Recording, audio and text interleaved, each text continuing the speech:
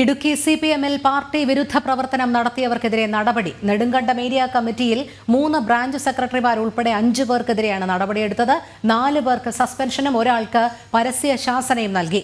മദ്യപിച്ച സംഘം ചേർന്ന് പാർട്ടി പ്രവർത്തകനെ മർദ്ദിച്ചെന്ന് ചൂണ്ടിക്കാട്ടിയാണ് നടപടി. സുബിൻ തോമസ് ചേരുന്നു. സുബിൻ, പറയൂ.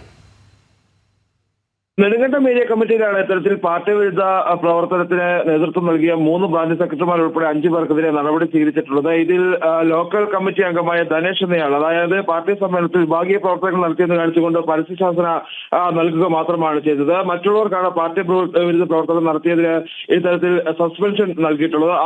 6 മാസത്തേക്കാണ് ഇവർക്ക് സസ്പെൻഷൻ. അതായത് Illikkanam branch committee secretary Shijo George, Thannimoodu branch committee സെക്രട്ടറിയും ലോക്കൽ കമ്മിറ്റി അംഗവുമായ ടി രാജേഷ് കുമാർ, അതുപോലെ തന്നെ Kombayar branch secretary local committee അംഗവുമായ തോമസ് വർഗീസ് എന്നിവർക്കാണ് ഇത്തരത്തിൽ ഈ ഒരു സസ്പെൻഷൻ നൽകിയിട്ടുള്ളത്. കൂടാതെ പാർട്ടി മെമ്പറായ ടൈസൺ പി എന്നയാൾക്കും സസ്പെൻഷൻ നൽകിയിട്ടുണ്ട്. ഈ സിജോ ജോർജ്, അതുപോലെ തന്നെ രാജേഷ് കുമാർ, ടൈസൺ എന്നിവർ ഈ തോമസ് വർഗീസിനെ മർദ്ദിച്ചു എന്ന് കാണിച്ചുകൊണ്ടാണ് ഇത്തരത്തിൽ ഈ ഒരു സസ്പെൻഷൻ കൊടുത്തിട്ടുള്ളത്. തോമസ് വർഗീസിന് ഈ സമൂഹ മാധ്യമങ്ങളിലൂടെ പാർട്ടി അപകീർത്തിപ്പെടുന്ന തരത്തിൽ അസ്ത്രവിമർശനം നടത്തിയതിനുമാണ് ഈ ഒരു സസ്പെൻഷൻ നൽകിയിട്ടുള്ളത്. എന്തായാലും കഴിഞ്ഞ ദിവസം സി വർഗീസിന്റെ നേതൃത്വത്തിൽ ചേർന്ന യോഗത്തിലാണ് ഇവർക്കെതിരെ നടപടിയെടുക്കാൻ തീരുമാനമായത്. ഇടുക്കി CPM-ൽ പാർട്ടി വിരുദ്ധ പ്രവർത്തനം നടത്തിയവർക്കെതിരെ നടപടി. സുബിൻ തോമസ് ആണ് വിവരങ്ങൾ നൽകിയത്.